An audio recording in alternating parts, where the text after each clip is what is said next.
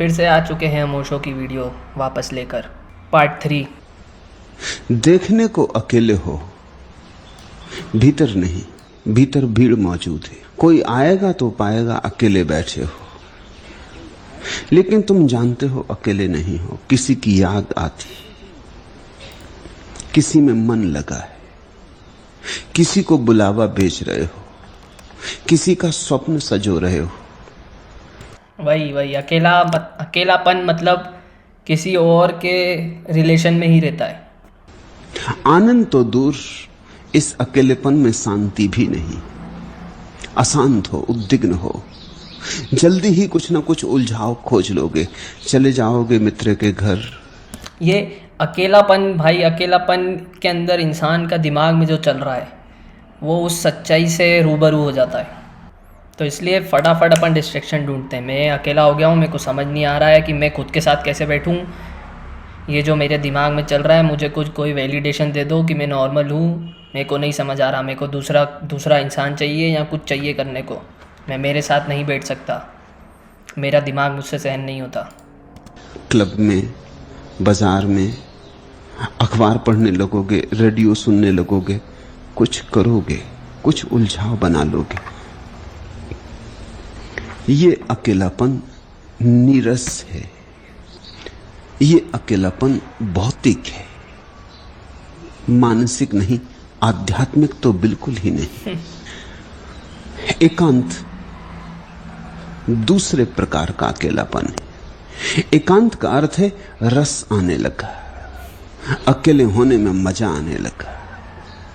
अकेलापन एक गीत की तरह है। अब वो लोनलीनेस और सॉलिट्यूड, दूसरे की याद भी नहीं आ रही, अपने होने का मजा आ रहा है। दूसरे की याद भी भूल गई है, दूसरे का कोई प्रयोजन भी नहीं है, व्यस्त होने की कोई आकांक्षा भी नहीं है। बड़ी शांति है। पहला नकारात्मक है, दूसरा विधायक। पहले में दूसरे की अनुपस्थिति खलती है, दूसरे में अपनी उपस्थिति में रस आता है। पहले में दूसरे की अनुपस्थिति खलती है कि दूसरा क्यों नहीं है, और दूसरे में खुद के साथ ही मजा आता है। तुम अपने से नहीं जुड़े, दूसरे में तुम अपने से जुड़े हो। पहले में मन भटक रहा हजार हजार स्थानों पर, दूसरे में मन पंछी अपने घर आ गया। दूसरा एकांत गहन शांति लाता है, ध्यान की अवस्था है। फिर तीसरा एकांत है कैवल्य। पहले अकेलेपन में अपने तो पता ही नहीं है, दूसरे की याद है। दूसरे एकांत में अपनी याद है, दूसरा भूल गया। कैवल्य में दूसरा भी भूल गया, स्वयं भी भूल गया। अरे तेरी, कोई भी ना बचा। ये हो रही है असली बात कि अब तुम भी नहीं बचे। वो तो फिर मेडिटेटिव एक स्टेट हो गई। न दूसरा न स्व, न पर न स्व। क्योंकि जब तक स्व का भाव बचा है, तब तक कहीं कोने कातर में दूसरा छिपा होगा। तुम्हारे अंदर भी जो तुम हो वो एक दूसरा है, समझे? जिसको तुम बोल रहे हो वो दूसरा है, वो तुम नहीं हो। वो तुम्हारी ईगो की आइडेंटिटी हो सकती है, वो दूसरा है, वो तुम नहीं हो। ये एक ही सिक्के के दो पहलू हैं। पहले में तू ऊपर मैं नीचे, दूसरे में मैं ऊपर तू नीचे, तीसरे में पूरा सिक्का खो गया। अबे भाई, ये क्या बढ़िया बात बोल दी भाई। पहली हुई लोनलीनेस कि जहाँ पे तुम्हारी ज़रूरत है मुझे, तो तुम ऊपर मैं नीचे। दूसरा है सॉलिट्यूड कि मुझे मेरे साथ मज़ा आ रहा है। ये क्या है भाई? और दूसरा है मैं ऊपर, सॉलिट्यूड में मैं ऊपर तुम नीचे, कि मुझे मेरे साथ ही मज़ा आ रहा है। लेकिन असली बात तब आती है जब मैं भी गायब हो जाऊं। न मैं बचा न तू बचा, कैवल्य बचा, चैतन्य बचा। ये परम एकांत है, समाधि की अवस्था। मैं बोला मेडिटेटिव स्टेट। भीड़ तो गई ही गई, तुम भी गए भीड़ के साथ। तुम भी भीड़ के ही हिस्से थे, तुम भी भीड़ के ही एक अंग थे। पहली अवस्था में अशांति है, दूसरी अवस्था में शांति, तीसरी अवस्था में आनंद। मुझे समझ नहीं आता, मतलब ये बात नहीं समझ आएगी जिनको वो मेडिटेशन जिन लोगों ने नहीं करा है वो पहुँचे मेडिटेशन में, उनको उसके अगर तुमने वो नहीं किया तो तुम्हें नहीं समझ आएगा।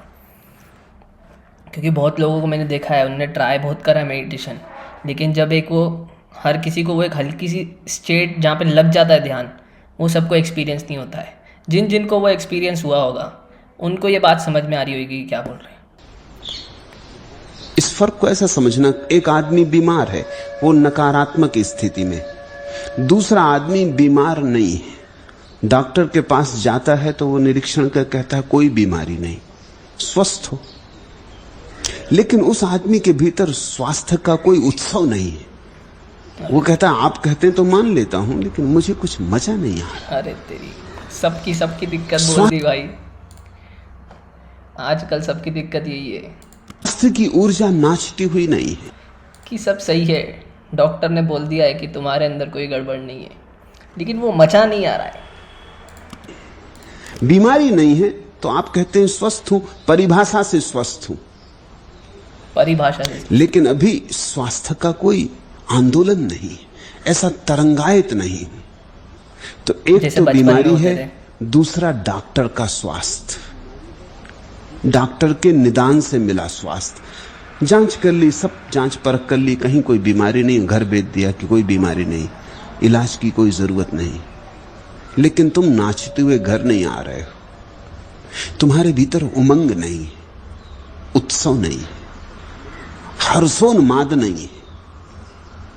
तीसरा एक और स्वास्थ्य है, जब तुम डॉक्टर से पूछने ही नहीं जाते, जब तुम्हारा स्वास्थ्य ऐसा अहिर्निश बरसता है, किससे पूछना है।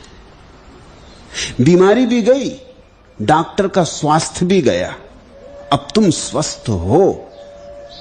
तुम इतने स्वस्थ हो कि अब स्वास्थ्य का ख्याल भी नहीं आता। स्वास्थ्य का ख्याल भी बीमार आदमी को आता है। कि ऐसी अवस्था जहाँ तुम बॉडी के बारे में ही नहीं सोच रहे, कि बॉडी और दिमाग तुम्हारे बीच में आ ही नहीं रहा, तुम फ्लो कर रहे हो, ये उसकी बात हो रही है। ये तीन अवस्थाएं हैं अकेलेपन की। पूछा है भीड़ में मन नहीं लगता, ये शुभ है। ये यात्रा का पहला सूत्रपात है। जिसका भीड़ में मन लगता है वो तो बुरी तरह भटका है, वही पागल है। भीड़ में मन लगता है, इसका अर्थ हुआ अपने में मन नहीं लगता। उसके तो भीतर के मंदिर के द्वार बंद हैं। अच्छा है तुम्हारा भीड़ में मन नहीं लगता, ये ठीक हुआ, एक कदम ठीक उठा। दूसरी बात पूछा है लेकिन निपट एकाकीपन से भी जी घबराता है, वह भी स्वाभाविक है। जन्मों जन्मों तक भीड़ में रहे हो, भीड़ का अभ्यास है। अब बोध तो आ गया कि भीड़ व्यर्थ है, लेकिन अभ्यास कायम है। अरे हे भगवान, ये जब रियलाइजेशन हो जाती है भीड़ वाली, फिर अकेले होने की कोशिश करता है इंसान, तो उसको बहुत तकलीफ होती है। तुम बोल रहे हो वो क्योंकि अभ्यास है भीड़ का, तुम्हें रियलाइजेशन हो गई है लेकिन वो आदत नहीं गई है। बोध से ही अभ्यास मिट नहीं जाता। अभ्यास गहरे उतर गया है, रोए रोए में समा गया है, श्वास श्वास में भिद गया है। अभ्यास तो भीड़ का है।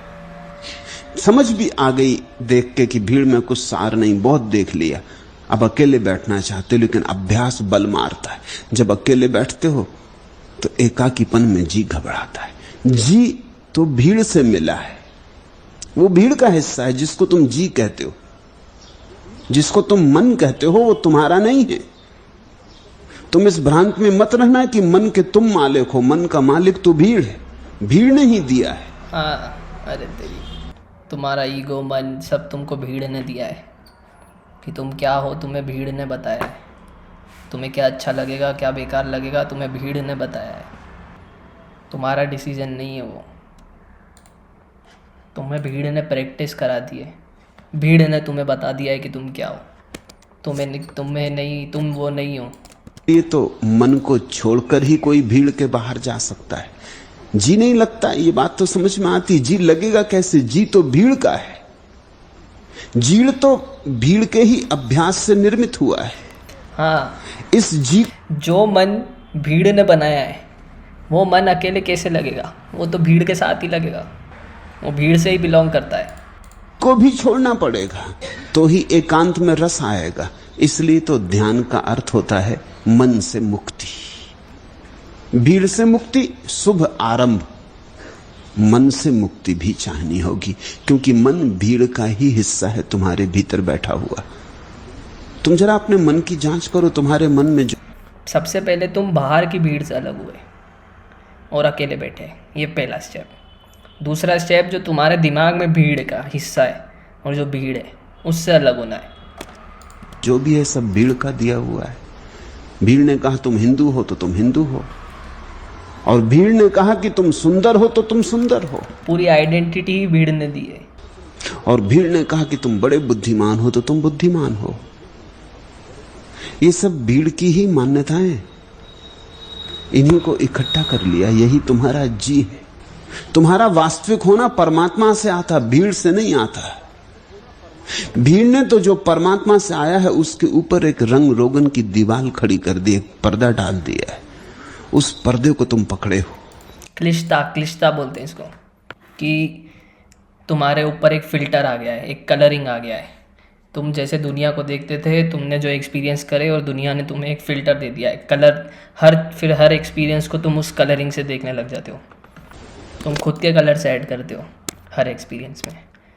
तो भीड़ से मन उब गया, ठीक हुआ।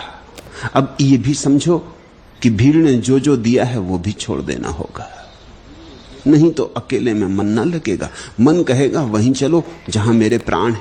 भाई, जो जो भीड़ ने दिया है वो सब छोड़ना पड़ेगा। इज्जत, बेइज्जती, तारीफ, सामान, सब छोड़ना पड़ेगा। जहां मेरा मूल उद्गम है, जहां मेरा स्रोत है, जहां मेरी जड़ें हैं, वहां चलो। मन तो भीड़ में ही ले जाएगा। भाई, ये मेरी मैंने तो ऐसे ही ओशो के ऊपर एक अच्छी वीडियो लगी थी, मैंने तभी ये चलाई। लेकिन अभी वापस सुन के रियलाइज़ हो रहा है भाई, ये मेरी टॉप 3 वीडियो में आ गई है ओशो की। अमन में चलना होगा। इसलिए तो कबीर कहते हैं अमनी दशा। भीड़ से जिसे वस्तुतः मुक्त होना है वो बिना मन से मुक्त हुए न हो पाएगा। इसलिए तो मैं तुमसे कहता हूं जंगल जाने से न होगा। अगर तुम्हें जरा समझो तो भीड़ में खड़े खड़े अकेले हो सकते हो। मन छूट जाए बस। समझो तुम हिंदुओं की भीड़ में खड़े हो, लेकिन तुमने ये भाव छोड़ दिया कि मैं हिंदू हूं। भीड़ कहती तुम सुंदर हो, और तुम ये समझ गए कि दूसरे की बातों से कैसे पता चलेगा कि मैं कौन हूं, सुंदर की असुंदर, की स्वस्थ की अस्वस्थ, की ईमानदार की बेईमान, नैतिक की अनैतिक, दूसरे से कैसे पता चलेगा? ये दूसरे के आधार पर मैं अपने को कैसे जानूंगा? ये दूसरे अपने को ही नहीं जानते, ये मुझे ज्ञान दे रहे हैं। आत्मज्ञान को तो सीधे सीधे पाना होगा। ये लोग जो दूसरे लोग हैं, ये खुद को नहीं जानते, ये मुझे कैसे बता रहे हैं कि मैं कौन हूँ? कितनी सही बात है ये। मैं इनके थ्रू कैसे जान लूँगा खुद को, जब इनको खुद को ही नहीं पता ये कौन है। इनको खुद को दूसरों ने बताया है कि ये कौन है, उसके बेसिस पे ये मुझको बोल रहे हैं कि मैं कौन हूँ। किसी के माध्यम से नहीं। अब ये तो सेल्फ रियलाइजेशन की बात कर रहे हैं कि उसके लिए तुम्हें अपने अंदर ही जाना पड़ेगा, तुम्हारा रास्ता खुद का ही होगा। ये उधार बातें आत्मज्ञान नहीं बनेंगी। ऐसा तुम जाग गए और धीरे धीरे तुमने उधार बातें छोड़ दी। अब तुम भीड़ में खड़े हो जहां लोग तुम्हें बुद्धिमान मानते, लेकिन तुम्हारे मन में अब ये कोई धारणा न रही। तुम जानते हो कि भीड़ को बीच में नहीं लेना है। अब तुम भीड़ के भीतर भी खड़े, भीड़ के बाहर हो। भाई, जब भीड़ अफेक्ट करना तुमको बंद कर दे तो एक तरीके से तुम लोगों के जजमेंट से फ्री हो गए हो, तो तुम अब जैसे हो तुम वैसे ही एक्ट करोगे। एक तरीके से ये तुम्हारा कॉन्फिडेंस भी बढ़ाएगा भाई, कि ये जो मेरे बारे में सोच रहे हैं और बोल रहे हैं वो मैं हूँ ही नहीं, इनको क्या पता। ये थोड़ा स्पिरिचुअल सेंस में बोल रहे हैं, मैं थोड़ा नॉर्मल सेंस में बोल रहा हूँ। लेकिन कितनी बढ़िया बात है भाई ये। जो भीड़ ने तुमको दिया है वो सब जाने दो। क्षण भर को झलक मिलेगी, झरोखा खुलेगा, एक लहर की तरह दौड़ जाएगी तुम्हारे जीवन में एक नई धारा। वही धारा एकांत में ले जाएगी। ठीक हो रहा है, जी घबराता है, जी को भी छोड़ो। जी को पकड़ा तो जी भीड़ में ले जाएगा। जी भीड़ का गुलाम है, तुम्हारा नहीं। तुम्हारी इस पे कोई मालकियत नहीं। ये तो बड़ी सूक्ष्म तरकीब है भीड़ की। उसने तुम्हारे मन को संस्कारित कर दिया है। वस्तुतः उसने जो जो संस्कार तुम्हारे भीतर रख दिए उन्हीं के जोड़ का नाम मन है। जो जो इम्प्रेशन तुम्हारे दिमाग में बैठ गए, संस्कार माने एक तरीके से इम्प्रेशन जो दोनों लोगों ने तुम्हें दिया है दिमाग पे। दूसरा कदम यही होगा कि घबराने दो जी को और तुम जानो कि मैं जी नहीं हूं, मैं मन नहीं हूं, मैं पार हूं। तुम मेडिटेशन इसलिए नहीं कर पा रहे क्योंकि तुम्हारा मन नहीं मान रहा, लेकिन तुम मन की मान ले रहे हो और उड़ जा रहे हो। धीरे धीरे जैसे भीड़ से उब गए हो ऐसे ही अपने मन से भी उब जाओगे। बोलने दो मन को, आने दो दिमाग में जो आ रहा है। धीरे धीरे तुम बोर हो जाओगे उससे कि ये तो मेरे दिमाग में तो मतलब ये तो कुछ भी बोल रहा है, मेरा दिमाग मुझे कुछ भी बोल रहा है। फिर तुम उससे बोर हो जाती हो, बोले ये तो मतलब बातें सेंस ही नहीं बना रही। और वो बार बार तुम्हारा दिमाग सेम ही चीज़ें बोलता रहता है। और जब तुम अलग होकर उसको देख लेते हो तो वो चली जाती है बात। दूसरा एकांत पैदा होगा, तब तुम्हें बड़ी शांति मिलेगी। अपूर्व वर्षा हो जाएगी शांति की। जन्मों जन्मों से जो प्राण प्यासे थे तृप्त होंगे। ये प्रॉमिस कितना कंफर्टिंग नहीं लग रहा है कि तुम जिस चीज़ को ढूंढ रहे थे वो मिल जाएगी तुम्हें, तुम्हारी आत्मा तृप्त हो जाएगी। सुनने में कितना बढ़िया लग रहा है कि जिस रस को तुम ढूंढ रहे थे वो मिल जाएगा। मगर यहां भी रुक मत जाना, क्योंकि बहुत से लोग शांति पे रुक जाते। वो सोचते हैं आ गया घर। शांति पड़ाव है, मंजिल नहीं। इधर तो पहुंच जाए लोग, हम इधर ही नहीं पहुंचे। शांति पर पहुंचना नहीं, अशांति से जाना है, शांति से होकर गुजरना है, आनंद पर पहुंचना है। जब तक आनंद न हो जाए, शांति बड़ी मुर्दा सी चीज है, अशांति के मुकाबले बड़ी कीमती। अगर अशांति और शांति में चुनना हो तो शांति चुनना, लेकिन शांति भी कुछ चुनने जैसी बात है। अगर आनंद और शांति में चुनना हो तो आनंद चुनना। अभी एक और यात्रा बाकी है। दूसरा भाई क्या प्यारी बात है भाई, ये क्या प्यारी बात है भाई ये, कि शांति भी कोई चुनने जैसी चीज़ है। अशांति और शांति में शांति चुनना, लेकिन जब तक मज़ा नहीं आ जाए तब तक रुकना नहीं। दूसरों को तो छोड़ ही दिया, अब अपने को भी छोड़ दो। दूसरे को तो विस्मरण कर दिया, अब अपने को भी विस्मरण कर दो। इस आत्मविस्मरण में, इस अहंकार के त्याग में ही परम घटना घटेगी। तब तुम सुनोगे पहली बार उस बांसुरी को जो आदमी की नहीं है, जो परमात्मा की है। तुम्हारा रोहा रोहा पुलकित होगा, उमंग से भरेगा। तब कैवल्य की दशा। मेडिटेशन करना पड़ेगा बैठ के। बहुत बढ़िया भाई, तुम लोग भी करो एक बार ट्राई मेडिटेशन भाई, फुल वर्थ इट है। चलो मिलते हैं अगली वीडियो में, बाय बाय।